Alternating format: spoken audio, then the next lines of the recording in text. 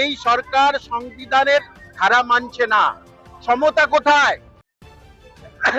একজন না পরীক্ষা দেবে 90 আর একজন না দেবে 100। এটা কি করে হয়? ভূভারত এরকম হয়েছে কোনোদিনই?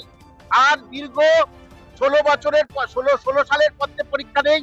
তাহলে আমি যদি বিগত বছর ধরি 1998 থেকে যখন এসএসসি হয়েছে, প্রতি বছর কম করে 10,000, তাহলে 10 বছরে কত হবে? 1 লাখ। এটা খুব সহজ হিসেব। তাহলে 1 লাখ শূন্যপাত বৃদ্ধি করলেই ওদেরও হলো, যারা যোগ্য চাকরি প্রার্থী তারাও পেলো, এরা যারা ফ্রেশার এরাও পেলো। তাহলে ওদেরকে অসন্তুষ্ট, এদেরকে অসন্তুষ্ট, তাহলে দুজনকে অসন্তুষ্ট করলে আপনি তো ওখানে থাকতে পারবেন না মাননীয় মুখ্যমন্ত্রী। আপনি আপনি আপনার চেয়ারে বসে আছেন আর এই হবু শিক্ষকদের চেয়ার থেকে লাথি মেরে ফেলে দিচ্ছেন। তাহলে আপনি চেয়ারে বসার অধিকার আপনার নেই।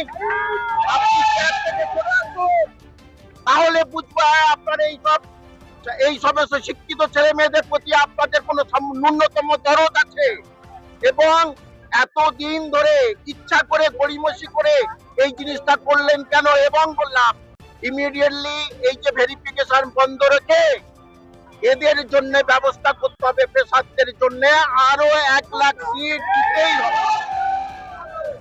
এবং যারা যোগ্য চাকরিহারা, যারা চাকরি পায়নি এখনো, যারা ফেল করেছে, তাদেরকেও যথেষ্ট সম্মান দিতে হবে। আমরা কারোর বিপক্ষে নই, আমরা সবার পক্ষে। যোগ্য চাকরিহারারা তারা চাকরি পেয়ে বা বৈধ উপায়ে এদের অন্তত পক্ষে 1 লক্ষ শূন্য পদ দিতে হবে।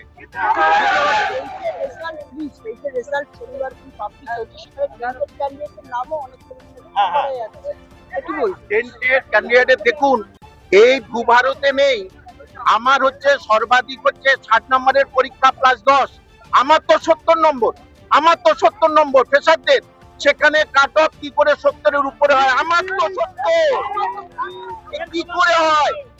এর জবাব কি মাননীয় মুখ্যমন্ত্রী তথা শিক্ষা দপ্তর দিতে পারবে?